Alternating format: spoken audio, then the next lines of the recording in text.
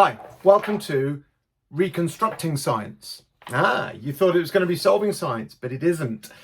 I'm starting a new sub-series channel today called Reconstructing Science, and I realized in the research program that I'm delivering, not only do I have to try and solve science, the anomalies, paradoxes, and unexplained mysteries of the universe, but there's actually a greater challenge, and it's actually probably more vital. And it's reconstructing science that we already have, which so far I haven't put that effort into. So this video is about announcing the introduction of a new sub-channel, which will be identified as Reconstructing Science.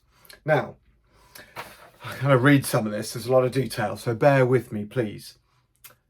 For over 4 centuries, science has advanced step by step.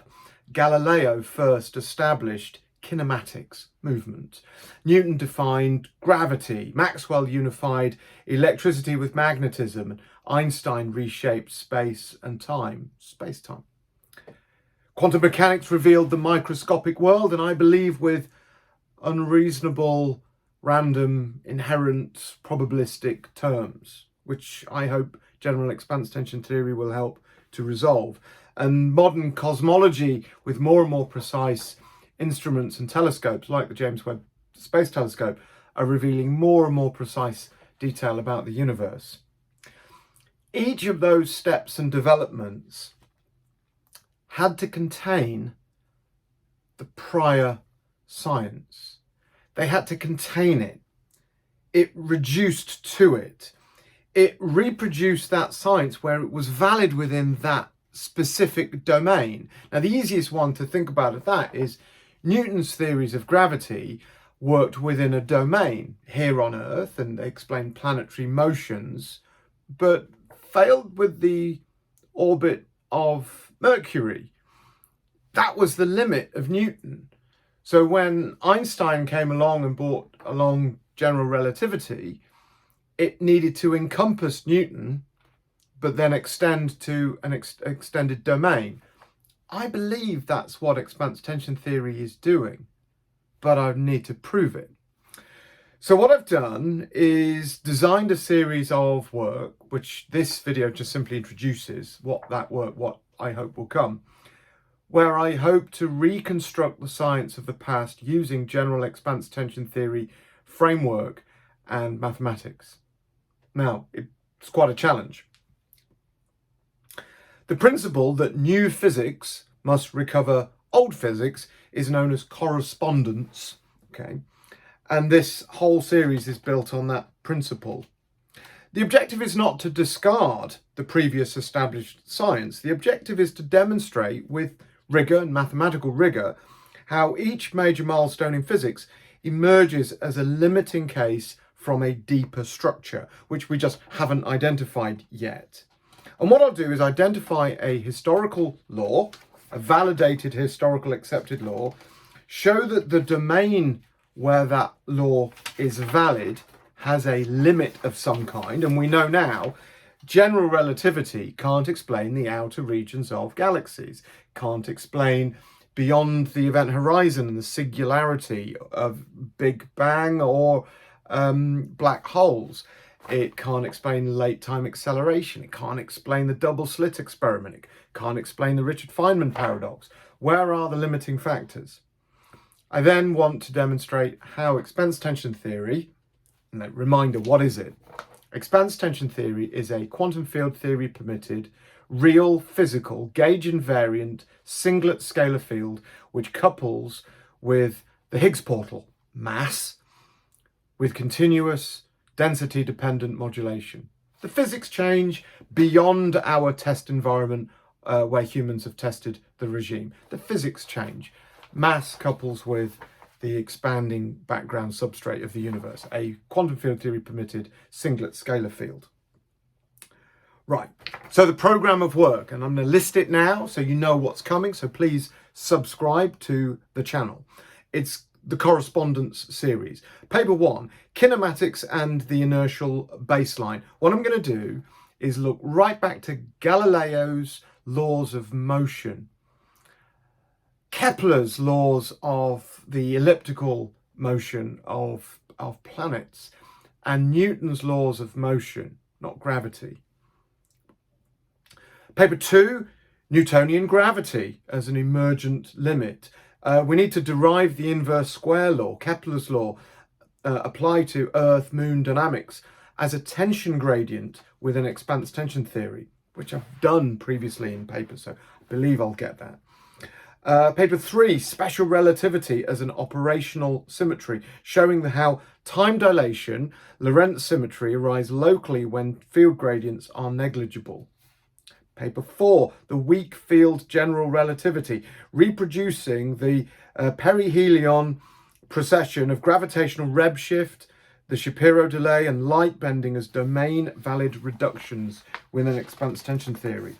Paper 5, gravitational lensing across regimes, extending the reconstruction to include both mass-induced lensing and the dark matter part, void lensing, void regime behavior within a unified refraction framework, void lensing, the bending of light as light passes through the deep extreme void, explained by expanse tension theory, I believe. Part 6, thermodynamics, cooperative media, as we've seen with the water paper. If you look at the paper on the 44 paradoxes of water, demonstrating how classical thermodynamics remains valid, while certain media amplify a subtle background conditioning effects. And that's what I proposed with the 44 paradoxes of water resolution that I've proposed recently. Paper 7, quantum mechanics without the interpretive add-ons, preserving operational quantum predictions while proposing a deeper selection mechanism consistent with observed statistics. Quantum mechanics potentially has the greatest potential for revolution with expanse tension theory. The Copenhagen interpretation of inherent probabilistic random universe and unknowable universe, I believe, is removed by the inclusion of a quantum field theory scalar field. And again, look at the video Solving Science 14b and 14a for the description that says how the inclusion of a medium resolves the double slit experiment. Okay. Fields propagate waves, particles are particles. Okay. Particle duality? Nah, not so much. Paper 8, the environment conditions standard model parameters. This is a big one. Okay, so there are 19 entities within the standard model of physics. They are defined as fixed constants, parameters. The mass of an electron is a fixed physics constant. Not an expanse tension theory. They are environment dependent variables where they vary in regimes of coarse-grained baryonic mass density beyond all human endeavour. Okay, so that's where I think if you go and look up deep space probe anomalies, you will see that the furthest deep space probes have just entered the region of space where there's a void at the density threshold predicted by expanse tension theory. And whether it's Voyager 1, Voyager 2, Pioneer 11, Pioneer 10 and New Horizons, they're all displaying some anomalies. Go and have a look at what they are. I believe they're crossing a general expanse tension theory threshold. But anyway, it's complete speculation. Then, of course, just coming back to this. So the standard model, if the standard model becomes a set of 19 environment-dependent variables, and the paper on that, it's called Hypothesis 4. It's General Expanse Tension Theory, Hypothesis 4. It's in the portfolio. You'll see the video. That has the greatest application. Again, this simple expanse tension theory application to all of the entities within the standard model, all being, all experiencing density dependence. Paper 9, Galaxy Dynamics. Can we reproduce with expanse tension theory what we see with galaxy dynamics? Now, the work I've already done on the SPARC database, 175 galaxies show a density triggered onset of dark matter nonsense. It's an onset based on a density threshold where the physics change, where coupling of Higgs portal mass to the expanding universe triggers additional strain. And I showed within the Spark galaxy database of 175 galaxies a statistically significant transition to the onset of dark matter using density. And now recently, if you go and look at the Milky Way papers, the Milky Way has done the same with a 6 million star sample of our Gaia European Space Agency telescope. Again, a 99.998% statistical demonstration that the onset of anomalous velocity using vertical velocity about the midplane occurs at 10 to the minus 21.6 kilograms per meter cubed. I think, and that paper shows, you should read, density is the trigger for the onset of anomalous velocity. And then paper 10 in the series hopefully will show a synthesis and forward predictions of what can come. So what this says, expanse tension theory has to reproduce all known physics laws.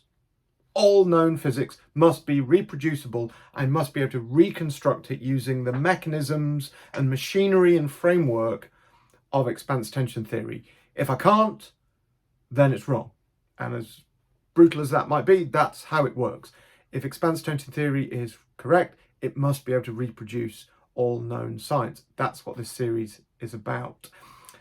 Please subscribe, watch the channel, and you'll see them pop up. I'll label them so you'll see them as Reconstructing Science. Hopefully I'll label them carefully. You'll be able to follow the series along. They are the videos, and again, each video will contain a link to the paper of the evidence which supports it. Now, how about a little teaser for paper 1? I've written paper 1 already. Paper 1, if you remember, was kinematics, Galileo, Kepler, Newton's laws of motion. Now, in our density regime of the weak field, expanse tension theory reproduces general relativity, reproduces Newton's laws of motion. The coupling that I talk about, the scalar field, is not in effect. The scalar field is present. It provides the basis of inertial energy. The inertia is resistance to movement through the all-pervading scalar field. But I've already built the paper. I've already done the work. Wait for the video, but it's looking really positive. So I think paper number 1, video 1, will be coming along very soon. But please subscribe. Thank you for watching. Thank you for listening. Here's the test. I don't know the outcome, but if expanse tension theory can reproduce, regenerate, reconstruct existing physics, existing science using a scalar field, then we're on pretty solid ground. Okay, thanks for watching. Please share the video with anybody who you know loves science. Hopefully they'll be really interested. And thank you to all of my existing subscribers. It's much appreciated. Please comment, write to me and drop me a note. Tell me what you think of expanse tension theory. Is it fun? Is it real? Is this going to work? How exciting. Okay, thanks a lot. Bye-bye.